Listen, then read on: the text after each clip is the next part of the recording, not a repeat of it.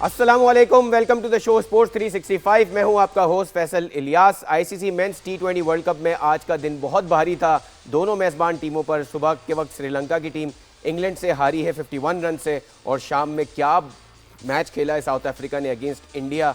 800 something दिनों के बाद इंडिया की टीम आईसीसी टूर्नामेंट में कोई मैच हारी है, और क्या ही हारी है। 76 रन से साउथ अफ्रीका की टीम ने ये मैच जीता है, और नेट रन रेट के हिसाब से 3.8 का पॉजिटिव नेट रन रेट हो गया है, और इंडिया का नेगेटिव 3.8। अब इंडिया को अगले 2 मैचेस में कोई ना कोई एक मैच बड़े मार्जिन से और दूसरा मैच जीतना ज़रूरी है। सो जिम्बाब्वे और वेस्ट इंडीज़ से इंडिया के अगले 2 मैचेस होने हैं। लेकिन outstanding day in ICC men's टी20 वर्ल्ड कप टुडे। आज के दिन पूरे डिटेल से दोनों मैचेस पे बात करेंगे। हमारे साथ हैं पाकिस्तान के साबिक टेस्ट क्रिकेटर और बहुत अच्छे बैटर, बहुत अच्छे फील्डर अपने वक्तों के, शुएब मोहम्मद साहब। शुएब भाई, शुक्रिया for being on the show. Thank you sir, उम्मीद ये लगी हुई थी कि शायद पाली किले में मैच ना हो, लेकिन वो मैच हुआ। लेकिन हम पहले जो नरेंद्र मोदी स्टेडियम अहमदाबाद में जो मैच हुआ है, और जहां इंडिया फेवरेट था कि ये मैच जीतेगा, लेकिन किसने सोचा था कि वन साइडेड तरीके से साउथ अफ्रीका ये मैच 76 रन से इंडिया को मारेगा। लेकिन अगर आप शुरू से अगर हम बात करें, पिच बड़ी डिफरेंटली बिहेव किया आज के मैच में, और टॉस जीत के जो है साउथ अफ्रीका ने बैटिंग का फैसला किया, जो हमेशा सही फैसला होता है बड़े मैचेस में। एक नज़र समरी पे डालते हैं और उसके बाद पूरा एनालाइज करते हैं मैच को। जैसा कि मैंने कहा कि साउथ अफ्रीका ने टॉस जीता, और टॉस जीत के उन्होंने बैटिंग का फैसला किया, और लेकिन शुरू में ऐसा लगा कि ये फैसला सही नहीं है। हमने देखा पावर प्ले में 3 विकेटें जल्दी गिरी साउथ अफ्रीका की, लेकिन उसके बाद डेविड मिलर और ब्रेविस, जिनको बेबी एबी भी कहते हैं, जिस तरह की बैटिंग इन दोनों ने की, 97 रन की पार्टनरशिप पुटअप की मिलर और ब्रेविस ने, और इवेंचुअली उसके बाद हमने देखा कि स्टब्स की भी आउटस्टैंडिंग इनिंग्स आई, जिन्होंने 44 रन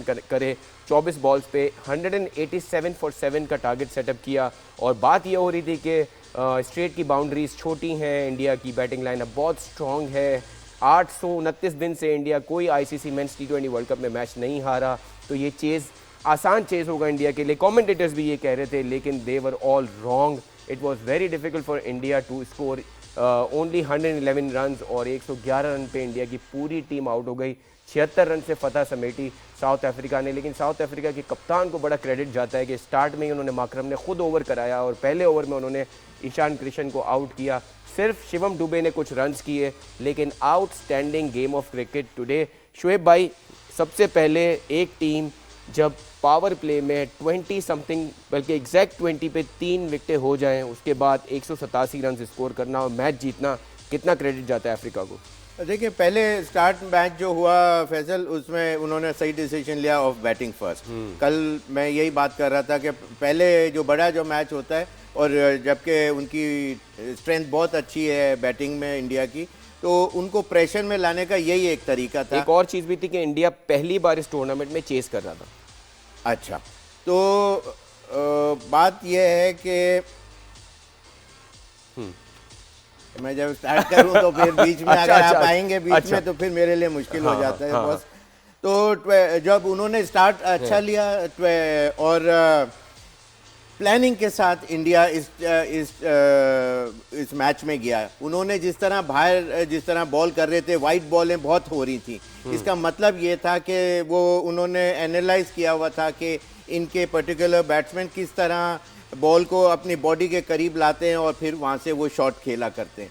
तो बड़ा मुश्किल हो जाता है। इंडिया प्लानिंग के साथ गया था। इंडिया प्लानिंग के साथ उन्होंने जिस तरह 3 आउट कर दिए थे उनके 20 रन के ऊपर, तो बहुत वहां से इनके लिए बहुत इजी हो गया था एक तरह से। पावर प्ले में हम देख रहे थे वो अवे बॉल नहीं करा रहे थे, जैसे उन्होंने डिकॉक को आउट किया, वो बोल्ड हुए हैं, वो तो बिल्कुल अंदर बॉल मारी नहीं, जो आउट हुए वो अलग बात है, लेकिन वो प्रेशर क्रिएट करने की बात होती है कि जब अब 3 ओवर के अंदर जब इनके ये जो 4 ओवर में इनके 20 रन सिर्फ थे, जबकि ये 4 ओवर में 45-50 का फिगर के करीब यूजली ये टीमें होती हैं। बिल्कुल ऐसे ही। इस वजह से जब वो प्रेशर आता है, जब रन नहीं बन रहे होते, तो फिर वो नॉर्मल डिलीवरी के ऊपर जिस तरह slower one deliveries every now and then देखने में आ रही थी, एवरी नाउ एंड देन देखने में आ रहा था कि गेंद वाइड पर्पसली करी जा रही है। और तो खैर एनीवेज, लेकिन आउटस्टैंडिंग जो बैटिंग ब्रेविस ने और जो डेविड मिलर ने आके जो कि स्टार्ट ऑफ स्लो किया, ब्रेविस 11 बॉलों में 11 रन थे, लेकिन 45 उन्होंने टोटल किए 29 बॉलों के अंदर। लेकिन दूसरे एंड से सर मिलर जो है वो काफी तेज खेल रहे थे, हमने देखा उन्होंने मिलर ने अटैक आगे लिया 14 बॉलों में शुरू में 24 रन्स कर दिए हुए थे, तो वो जो किक स्टार्ट चाहिए था, लेकिन वो किक स्टार्ट जो सही मानों में जो मिला है वो वरुण के 90 ओवर में मिला, जब उन्होंने 17 रन एक ही ओवर में किए और फिर दे नेवर लुक बैक। अगला ओवर 11, 15, 12 इस तरह से रन आने शुरू हो गए। बिल्कुल एक टाइम पे ऐसा लग रहा था कि ये 200 क्रॉस करके जाएंगे, इसलिए कि इनका बड़ा अच्छा, सिर्फ 3 आउट हुए थे 12 ओवर में और 111 रन रन आप हो देखें चुके इनकी थे। बैटिंग में, हमने देखा कि जिस तरह इन्होंने सिंगल डबल किया और इन्होंने man of the match Miller ने आखिर में ये कहा भी कि ऑल्दो इंडिया की साइड वर्ल्ड चैंपियन साइड है, बहुत अच्छी साइड है, लेकिन they were also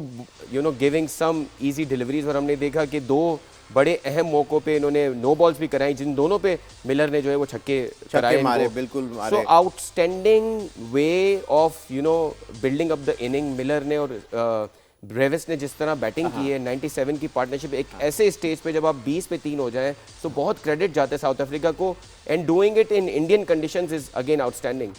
most outstanding, जिस तरह दोनों टीमें बहुत अच्छा खेली। जो पहला जो स्टार्ट की बात कर रहा हूँ, जब इंडिया की जब बारी आई उससे पहले इन लोगों ने जो ये है 6 विकेट जो है 158 पे, और फिर इन लोगों ने जो साउथ अफ्रीकन टीम है वो काफ़ी क्रम्बल कर गई, इसलिए कि जब 5 ओवर रहते थे तो उसमें सिर्फ आखिरी 5 ओवर में इन्होंने ज़्यादा 40 रन, क्योंकि वो मिलर भी आउट हो गए, फिर आपके यानसन भी जल्दी आउट हुए। लेकिन सर एक बड़ा हमें दिखा कि इंडिया की वीकनेस दिखना शुरू हो गई है, सिवाय आपके बुमराह के कोई बॉलर ऐसा नहीं लगा, और कुछ हद तक अर्शदीप के। इन दोनों बॉलर्स को अगर आप हटा दें तो बहुत स्ट्रगल किए, चाहे वो शिवम दुबे हैं, चाहे वो वरुण चक्रवर्ती हैं, चाहे वो आपके ऑलराउंडर है दुबे, उनको भी मार पड़ी है, और आपके 32 रन पड़े 2 ओवर में। एग्जैक्टली। सो ऐसा लगा कि इंडिया की बॉलिंग साइड बहुत ही मीडियोकर बॉलिंग साइड है।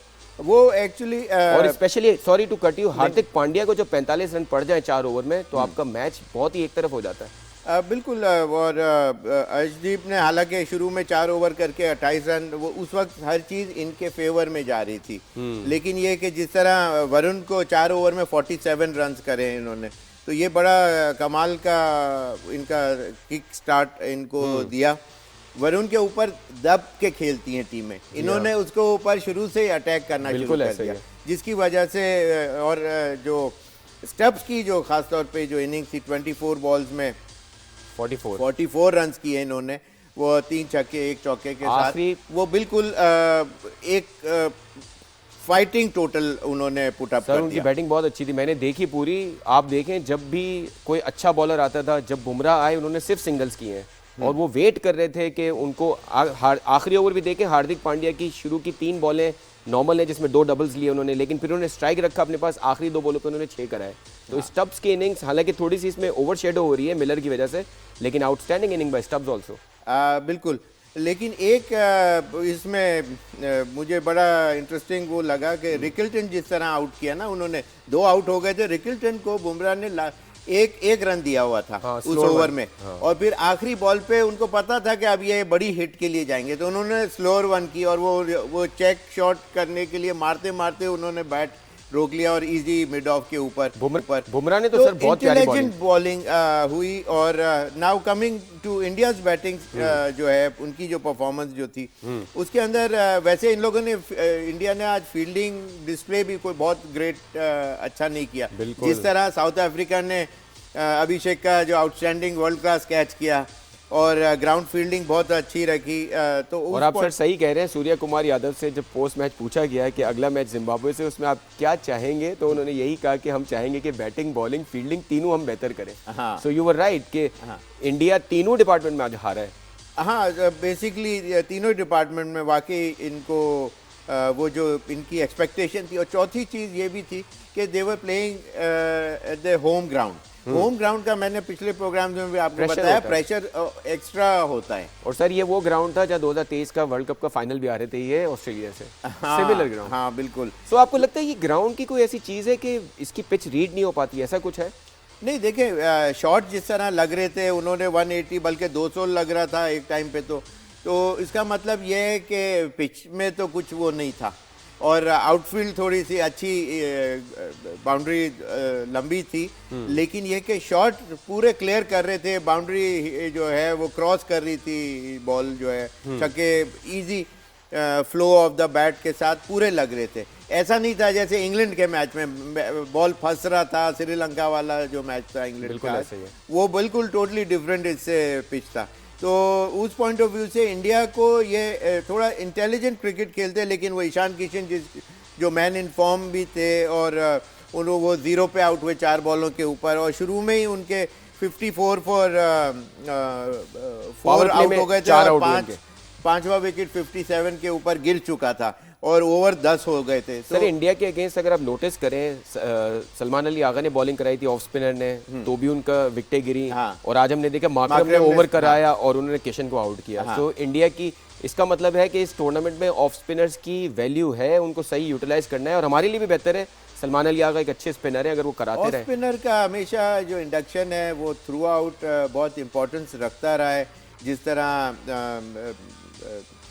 लायन है या उससे पहले स्वान थे या विटोरी, या मतलब स्पिनर का विटोरी तो लेफ्ट आर्म थे, लेकिन ये कि ऑफ स्पिनर का प्रेजेंस जो है वो बड़ा वैल्यू रखता है और उसके ऊपर बैट्समैन चांस लेते हैं बेसिकली, और उसके अंदर जो बॉल सीधा रह जाए या थोड़ा सा ज़्यादा टर्न हो जाए तो स्टंप लेग बिफोर या बोल्ड वगैरह इस तरह होने के चांसेस होते हैं। कितना क्रेडिट देंगे आप माकरम को कि हमने देखा कि पहले इनिंग में स्पिनर्स को इतनी मार पड़ रही है। हमने वरुण चक्रवर्ती जैसे बॉलर को देखा, 47 रन दिए उन्होंने, और इनकी हिम्मत थी कि ये बॉलिंग इन्होंने अटैक कराया माकरम ने खुद एज ए कैप्टन। सो ये कितना, और ये देखें ये सारे प्लेयर्स IPL में खेलते हैं, तो आपको लगता है कि पिच की रीडिंग भी इनकी बहुत अच्छी है। जैसे मिलर ने भी कहा कि मैंने बहुत खेला हुआ यहाँ की पिच पे। So do you think that had also gone into their favour कि उनको इस पिच को उन्होंने ज़्यादा बेहतर रीड किया साउथ अफ्रीकन? और ये भी था कि लेफ्ट हैंडर शुरू में अभिषेक कर रहे थे, और तो ऑफ स्पिनर का यह है कि उसके ऊपर चांस तो लेना है, तो विकेट अगर मिल जाती है तो ब्लेसिंग इन डिस्गाइज हो जाता है, वरना वो एक ओवर के लिए या 2 ओवर के लिए उन्होंने आना था, और that paid of for them south African. और लेकिन ये कि 10वें ओवर में साउथ अफ्रीकन 84 फॉर 3 थे जी, और वेयर एज ये 10th ओवर में 57 फॉर 5 ऑलरेडी हो गए थे जी, जी। तो फिर इनके लिए सिर्फ एक आउट ये था कि पांड्या और डुबे की जो इनिंग जो थोड़ा सा उनकी पार्टनरशिप भी लगी, लेकिन ये कि वो ज़्यादा सर्वाइव नहीं कर सके। आपको लगता है कि इंडिया इज़ वल्नरेबल नाउ? आपको लगता है, क्योंकि हमने देखा है कि इंडिया की बैटिंग में ऑब्वियसली विराट कोहली नहीं है, रोहित शर्मा नहीं है, और जब वो अंडर प्रेशर आते हैं तो दिखता है कि वो एशिया कप में हमने देखा था, पाकिस्तान ने भी इनकी विकेटें जल्दी ली थी। नहीं, अब ये टीम ऑलमोस्ट इनकी सेट पैटर्न के साथ, सेट प्लेयर्स के साथ खेल रही है, तो उनका कॉन्फिडेंस लेवल, बॉडी लैंग्वेज, हर चीज़ अच्छी है। लेकिन आज ये एक अच्छी टीम के अगेंस्ट ज़्यादा कुछ नई प्रेजेंस अपनी दिखा सके। तो it was a great match of cricket basically, लेकिन South Africa were the clear winners. Absolutely, South Africa were the clear winners. 76 run से वो मैच जीते हैं। सुपर 8 में ग्रुप 2 टॉप पोजीशन पे पहुंचे हुए हैं, और डिस्कशन कर रहे हैं आज के 2 मैचेस की, जो दोनों होस्ट टीम हारी हैं आज। पहले मैच में श्रीलंका 51 रन से हारी इंग्लैंड से, और दूसरे मैच में इंडिया की टीम हारी है साउथ अफ्रीका से 76 रन से, -3.8 का नेट रन रेट के साथ। ग्रुप 1 में इंडिया की team is now on the bottom, although they have just played 1 game, और बाकी जो 2 टीमें हैं उन्होंने अपने मैचेस नहीं खेले, which is West Indies and Zimbabwe, जो अपना मैच कल खेलेंगे। और कल वेंकटेश स्टेडियम में ये मैच होना है। जिम्बाब्वे श्रीलंका से ट्रैवल करके all the way to India पहुँचा है, उस मैच पे भी बात करेंगे। लेकिन will continue our discussion on India's game today, जो नरेंद्र मोदी स्टेडियम अहमदाबाद में बुरे तरीके से शिकस्त हुई है। 2023 के वर्ल्ड कप के बाद अगर देखा जाए तो सबसे बड़ी शिकस्त है इंडिया के लिए, और थोड़ा सा गुरूर तो सर टूटा होगा, जिस तरह हमने देखा है। कुछ 2 चेहरे हैं इंडिया के जो देखने वाले होते हैं इन सिचुएशन में, मतलब 2 कैरेक्टर्स, सूर्य कुमार यादव और इनके जो कोच हैं, हम देखते हैं उनकी शक्लें देखने वाली होती हैं जब वो मैचेस हारते हैं। वो तो खैर जीतते हैं तो भी देखी नहीं जा सकती उनकी शक्लें, लेकिन आज मुझे लगता है कि थोड़ा सा तो घमंड टूटा होगा। जिस तरह इंडिया ने क्रिकेट में थोड़ी सी पॉलिटिक्स, कल हमने देखा कि इंग्लैंड में जो लीग है 100, उसमें पाकिस्तानी प्लेयर्स को ना सेलेक्ट करवाना और इस तरह की जो पॉलिटिक्स है, उसके बाद इस टीम के हारने से थोड़ी सी वर्ल्ड क्रिकेट में एक खुशी सा भी समा हो जाता है। थोड़ा सा ऐसा लगा कि इनकी बातों से, इनकी बॉडी लैंग्वेज से, जो इनके प्रेस कॉन्फ्रेंसेस जो होती रही हैं over the period of time, कि ओवर कॉन्फिडेंट भी नज़र आए कि as if they are gonna roll over every other side around the world. ऐसा क्रिकेट में आज जिस तरह देखा दुनिया ने कि ऐसी बात नहीं है। अच्छी टीम ज़रूर है, हम मानते हैं सारी चीज़ें, लेकिन ऑन द डे इटसेल्फ जो प्लेयर आके परफॉर्म करता है या फाइट करता है, उस मुश्किलात में से अपनी टीम को बाहर निकालता है, जिस तरह आज डेविड मिलर, स्टब्स और ब्रेविस ने निकाला अपनी टीम को, एक हेल्दी टोटल दिया। ऑल्दो कि वो टोटल इंडिया की टीम के लिए इतना बड़ा नहीं था, कंसिडरिंग पिच अच्छी थी, बैटिंग के लिए कंड्यूसिव थी, बट येट जो उनके जो टॉप ऑर्डर बैट्समैन, जो मैं बार बार आपसे एक चीज़ आपको बोलता रहा हूँ कि जो टॉप ऑर्डर के 2-3 प्लेयरों का ये फ़र्क होता है, ये लोग नहीं चले, और लेकिन ये कि इनके मिडिल ऑर्डर जो है 4th और 5th और 6th तीनों चले साउथ अफ्रीका के, लेकिन वेयर एज इंडिया के जो जहाँ से एक्सपेक्टेशन इनकी बनी हुई थी कि जी ये तो किशन है, ये तो बॉल ही फाड़ देगा, अभिषेक तो बॉल घुमा देगा आउट ऑफ द ग्राउंड छक्के मार के। अभिषेक का ये चौथा फेलियर है। हमारे एक ex test cricketer Mohammad Aamir ने कहा था कि वो स्लॉगर है अभिषेक, अच्छा। और वो किसी हद तक पूरा भी हो रहा है। उस पर इंडिया में बहुत वो हुआ था कि बहुत बवाल मचा था कि अभिषेक जैसे प्लेयर को आप कह रहे हैं कि वो स्लॉगर है, लेकिन प्रोबेबली हमारे प्लेयर्स जो है वो सही एनालाइज करते हैं। मोहम्मद आमिर ने ये कहा था कि स्लॉगर है और वो आगे की बॉल को डिफेंड नहीं कर सकता, जिस दिन वो करेगा उस दिन हम कहेंगे कि ये अच्छा बैटर है। सो डू यू थिंक कि वो वाकई स्लॉगर है? बीइंग अ बैट्समैन योरसेल्फ, आपको लगता है कि अभिषेक इस आर्टिकुलेट बैटिंग या मास्टर क्लास अपनी आप नहीं दिखा सकते, इसलिए कि फॉर्मेट ऐसा है, तो इसमें कोई बुरा मानने की बात नहीं है। अगर ये कि आप अगर चलो स्लॉगर ना यूज़ नहीं करेंगे तो हिटर करेंगे या पावर हिटर करेंगे, but eventually it falls on to the same bracket of being a slogger. Slog आपको करना पड़ता है, इसलिए कि यहाँ की बॉल को जब आप यहाँ मारते हैं तो वो एक तरह से स्लॉगिंग ही कहलाएगी, पावर हिटिंग भी कहलाएगी और इस किस्म की चीज़ें। तो इसमें demand need of the hour है ये फॉर्मेट के अंदर मारना, तो इसमें आप सिंगल डबल करके सेंचुरी नहीं कर सकते। उस पर वैसे बाय द वे राशिद लतीफ़ साहब ने ये बोला कि हमें अल्लाह करे ऐसे 3-4 स्लॉगर्स मिल जाए तो वो थोड़ा कवर अप किया उन्होंने। अच्छा। But coming back to this game sir, हमने एक और बड़ा इस मैच में एक चीज़ देखी कि जहां इंडिया के स्पिनर्स को बिल्कुल स्पेस नहीं दिया साउथ अफ्रीका ने। हमने देखा वरुण चक्रवर्ती को उन्होंने 47 किए और शिवम दुबे और बाकी जो मीडियम पेसर थे उनको भी साउथ अफ्रीका ने आड़े हाथों लिया, लेकिन ऑन द अदर हैंड माकरम ने विकेट ली और केशव महाराज ने 3 विकेटें ली। सो ये भी हमें दिखा कि इंडिया की कंडीशन में साउथ अफ्रीका के स्पिनर्स अच्छा कर रहे हैं और इंडिया के स्पिनर्स स्ट्रगल कर रहे हैं। अब वो इसलिए भी था कि बाद शॉट उन्होंने ऐसे मारे और वो एजेस लगी और वो हाथों में चली गई। जिस दिन उनकी लक होती है तो वो उस तरह बीच में गिर रहे होते, आज वो हाथों में जाते गए जो शॉट उन्होंने मारने की कोशिश की और वो कन्वर्ट इनटू 4 और 6s में नहीं हो सके। तो इस वजह से हमें ऐसा लग रहा है या लगा कि जी उन्होंने बॉलिंग अपनी जगह ज़रूर अच्छी की है इनके तमाम बॉलरों ने, लेकिन ये कि टोटल एक रीजनेबल था, हेल्दी टोटल था। It wasn't anything below par. 200 के करीब आना वो एक रिमार्केबल फीट था प्रेशर गेम में। और 14 ओवर्स के अंदर इनको आफ्टर इंडिया जब बैटिंग कर रहा था तो 102 रन चाहिए थे सिर्फ 36 बॉलों में, और उस वक्त पांड्या खेल रहे थे। तो और उसी उसके नेक्स्ट बॉल के ऊपर ही, बल्कि एक बॉल के बाद 14.1 पे या ऐसे कुछ पे वो आउट हो गए। तो उन्होंने ऐसे यूं करके डीप कवर या मिड ऑफ के ऊपर यूं करके मारा क्या, तो उस पे वो क्लियर नहीं कर सके।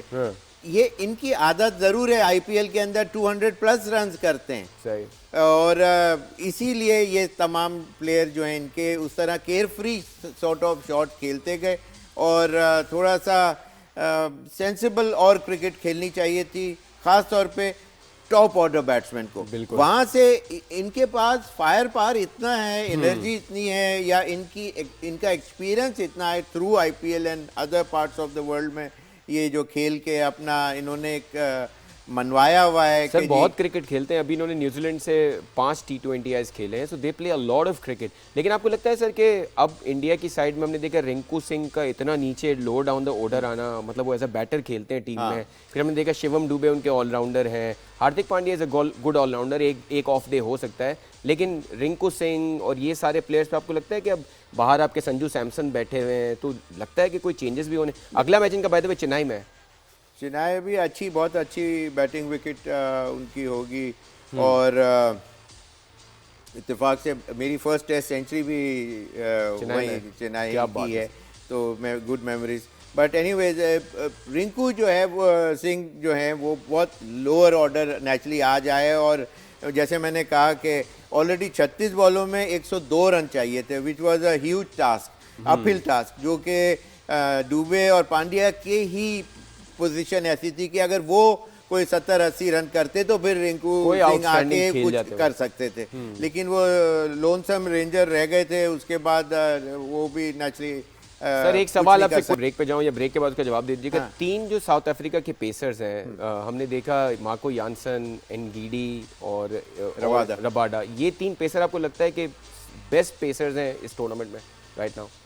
क्विकली वो अपनी लेंथ और लाइन और वो जो स्ट्रेटजी और प्लानिंग के हिसाब से उन्होंने बॉलिंग करते रहे, वहाँ उनको पेनिट्रेट करते रहे, मुश्किलात डालते गए, वहाँ उनको गलत शॉट खेलने पड़े और उस तरह वो आउट करे। मैं टेलीफोन कॉल पे ज्वाइन किया है हमारे नुमाइंदे, हमारे स्पोर्ट्स के जर्नलिस्ट अभी हमें ज्वाइन नहीं कर सके हैं, जुल्करनैन शेख साहब, वो हमें ज्वाइन करेंगे। शोएब भाई, आज जो पहला मैच हुआ पालीकेले में between England and the host Sri Lanka, बड़ी आसानी से इवेंचुअली इंग्लैंड ने ये मैच 51 रन से जीत लिया। लेकिन अगर फर्स्ट इनिंग्स को एनालाइज करें, इतना आसान नहीं दिख रहा था, कोई बड़ा टोटल सेटअप नहीं किया था। एक नज़र डालते हैं समरी पे, फिर आपसे डिटेल में पूछते हैं। और हमने देखा कि श्रीलंका ने टॉस जीत के इंग्लैंड को पहले बैटिंग भी करवाई, लेकिन वो मैच ना जीत सके और 51 रन से ये मैच जीता है इंग्लैंड ने, जो बड़ा ही एक तरह से शॉकिंग भी है, बिकॉज हम ये समझ रहे थे श्रीलंका के लिए बड़ा आसान राइड होगा इंग्लैंड को हराना, लेकिन it wasn't to be. England ने बैट फर्स्ट किया after the invitation from Sri Lanka, 146 run किए उन्होंने, thanks to Phil Salt's outstanding innings and the allrounder performance from Will Jacks. दोनों ने बहुत अच्छी बैटिंग की, स्पेशली फिल सॉल्ट ने 146 रन सिर्फ कर सका इंग्लैंड और 9 विकेटें उसकी गिरी। और पहले हाफ पे ऐसा लग रहा था कि बहुत ही आसान चेज़ होगा श्रीलंका के लिए, लेकिन ऐसा ना हो सका। और विल जैक्स जिन्होंने बैटिंग भी अच्छी की, उन्होंने पावर प्ले में 3 विकेटें उड़ा दी श्रीलंका की। उसके बाद श्रीलंका कोई कमबैक ना कर सका इस टूर्नामेंट में और 51 रन से मैच हारा, सिर्फ 95 रन स्कोर कर सका श्रीलंका। और ड्यूरिंग द मैच में सुन रहा था सुनील गावस्कर, जहां सारे एक्सपर्ट्स ये कह रहे थे शोएब भाई कि ये मैच बड़ा आसान होगा श्रीलंका के लिए, सुनील गावस्कर ने ये कहा कि England is probably 10 runs more than the par score. So Sunil Gavaskar ने ये प्रिडिक्ट कर दिया था कि ये इंग्लैंड ने अच्छे रन कर दिए और वो मैच जीत जाएंगे। So this is what you call reading the pitch. बिल्कुल, इसमें कोई शक नहीं। वो कहना चाहिए कि Buttler and his team did it basically, although के इनको बैटिंग, लेकिन अब इनके कप्तान बटलर नहीं है बाय द वे, कैप्टन नहीं है, लेकिन उन्होंने एक चीज बड़ा 6 रन किए थे 12 बॉलों में। स्टार्ट जो था ना वो अच्छा नहीं था, सही है इनकी तरफ से। और फिर जिस तरह बेथल भी आउट हो गए, 3 रन करे, 4 बेंटन भी 6 रन किए 7 बॉलों में। तो बात यह है कि लेकिन सॉल्ट आउटस्टैंडिंग इनिंग खेले, मुश्किल विकेट था। बॉल यहाँ पाकिस्तान का अगला मैच भी यही है बाय द वे, तो इसके अंदर बड़ा इंटेलिजेंट क्रिकेट खेलनी सॉल्ट ने आज खेल के दिखाई कि रन हो सकते हैं, लेकिन you got to apply yourself. और वहाँ उसने करन थोड़ा बहुत चले, 11 बॉलों में 11 रन, और जैक्स ने 21 रन बहुत वैल्यूबल करे, जो इनकी टीम का टोटल, अच्छा 146 जब टोटल था, तो मैं ये सोच रहा था कि लोग ज़्यादातर ये समझ रहे होंगे कि ये मैच इनके हाथ से निकल गया है, लेकिन मुझे उसी वक्त अंदाज़ा था कि ये बहुत मुश्किल टारगेट होगा, श्रीलंका को बहुत मुश्किलात होंगी।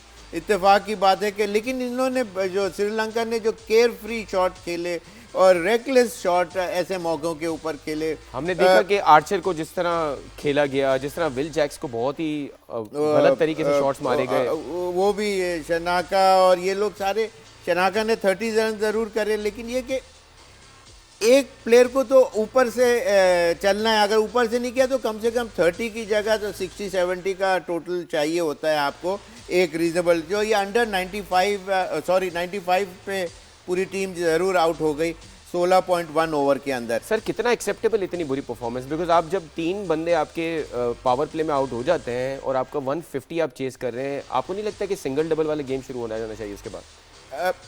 एब्सोल्युटली। अब देखें ना कि 10 ओवर में 56 फॉर 6 था श्रीलंका। तो यहाँ अपनी टीम को जब इतने ट्रबल वाटर्स में लेके आप ऑलरेडी आ गए हैं, हाँ। तो फिर मतलब ये नेचुरली इंग्लैंड की एक बड़ी टीम है, ऐसा कोई ऑर्डिनरी नहीं है, और उनकी जो पेस जो था उसने इनको बैकफुट पे रखा। बिल्कुल सही। और पिच ने भी हेल्प करी और उनको ये मैच जीतने में आसानी हो गई। बिल्कुल सही है। जुल्करनैन शेख साहब हमारे स्पोर्ट्स कॉरेस्पॉन्डेंट हैं, श्रीलंका में बैठे हुए हैं, बड़े मज़े से वहाँ मैचेस देख रहे हैं। जुल्करनैन साहब, बड़ा अनप्रिडिक्टेड था कि इतना आसानी से श्रीलंका मैच हार जाएगा इंग्लैंड से, और 51 रन से इंग्लैंड ये मैच जीत गया। और इंग्लैंड का हमने देखा है कि क्या हाल उनका नेपाल ने किया था, वेस्ट इंडीज़ से वो हारे। उसके बाद सुपर 8 में जब सबसे इंपॉर्टेंट मैच आया तो उन्होंने मेज़बान श्रीलंका को 51 रन से मैच मार दिया। किस तरह देखते हैं इस गेम को? दो कंडीशंस जो है ना वो इंडिया में और कोलंबो में या कैंडी पालाकली में वो डिफरेंट है। अब पालाकली के अंदर आपको एक जो 1600 फीट सी लेवल से ये ऊंची जगह है, 5 दिन यहाँ पर कैंडी में बारिश होती रही, लेकिन आज मैच पूरा हो गया। तो एक तो अनप्रिडिक्टेबल मौसम है, और अगर आज की विकेट आप देखें तो लग यूं रहा था कि इस विकेट पे सिंगल्स भी नहीं हो रहे, क्योंकि बॉल एक लाइन में आपको, मतलब जिसको कहे ना कि बैट्समैन को वेट करना पड़ रहा था। बॉल इस अंदाज में आ रही थी जिसमें आप सिंगल डबल करने की भी फॉर्म में नहीं थे, और इंग्लैंड ने जिस तरह क्लिक किया है, और ये इसको आप कहेंगे स्क्रैच ही क्लिक किया है, और इंग्लैंड का ये क्लिक करना जो है श्रीलंका के लिए मुश्किलात का तो बायस बना है। अब जो मुश्किल, आपको लगता है टॉस जीत के पहले बैटिंग कराना गलत डिसीजन था? देखिए, इसमें फिर वही डिसीजन, इसकी वजह ये थी बारिश सर पे मंडला रही थी। मतलब आज भी वेदर जो है वो हैवी था, ठीक है। तो हर टीम ये सोचती है कि यार अगर हम टॉस जीत कर बाद में बैटिंग करेंगे तो उसका हमें एडवांटेज ये हो जाएगा कि अगर बारिश हो जाए, अगर मैच जो है वो तो डकवर्थ में हमें पता होगा कितने रन करने हैं हमने। बिल्कुल ऐसे हमारे पास ड्राइविंग एंड आ जाएगा। और वैसे भी मैं एक चीज और आपको बताऊं कि अब जो चीज हमें ध्यान में रखनी है, आज स्पिनर्स का किरदार बड़ा इंपॉर्टेंट रहा है। अब हमें इस पिच को देखते हुए टीम सिलेक्शन बड़ी तगड़ी करनी होगी, और जो एडवांटेज हमें न्यूजीलैंड के खिलाफ 1 पॉइंट मिलने का है कि हम मुश्किल तरीन मैच में हमें 1 पॉइंट मिल गया, वही हमारा डिसएडवांटेज भी बन सकता है। क्योंकि अगर पाकिस्तान एक मैच जीत ले, न्यूजीलैंड भी एक मैच जीत ले, तो इंग्लैंड का एक मैच और जीतना जो है वो उसको क्वालिफाई कराएगा, और न्यूजीलैंड अच्छे रन रेट की बिना पर क्वालिफाई कर देगा। तो हमें अब इंग्लैंड के खिलाफ उस मैच को 24 वाले को जीतना, और फिर जिस तरह अब ये फिर वही एडवांटेज आ गया कि इंग्लैंड की टीम अब इसी ग्राउंड के अंदर पहला मैच खेल चुकी है, उनका कॉन्फिडेंस ज्यादा बूस्ट होगा, वो 24 को आएंगे। हमारी टीम आज अभी हम कैंडी पहुंची है, और आज रेस्ट डे था, कल वो प्रैक्टिस करेंगे, और उस प्रैक्टिस के बाद परसों ये मैच होगा। तो इस इंग्लैंड वाले मैच को आप पाकिस्तान टीम की सर्वाइवल के लिए डू और डाई वाली कंडीशन समझे। और यार मुझे तो, मैं इस मैच को देखूं तो मैं तो काफी कॉन्फिडेंट फील कर रहा हूं कि यहाँ पे part time off spinner Will Jacks भी अगर 3 विकेटें ले जाता है तो you have a side which is full of spinners. Salman Ali Agha भी हैं आपके पास, साइम अयूब भी बॉलर हैं आपके पास, अबरार भी हैं आपके पास, उस्मान तारिक भी हैं। So you have a lot off spin options, और उसमें तो आप इंग्लैंड को बहुत आसानी से पकड़ सकते हैं। यही एग्जैक्टली आप कह रहे हैं, पर अब आपको ये सोचना होगा कि आपने अपने मेन स्ट्रीम स्पिनर इब्रार को सिर्फ 2 मैचों की परफॉर्मेंस के बाद बिठाया हुआ है। क्या आप उसको वापस लाएंगे?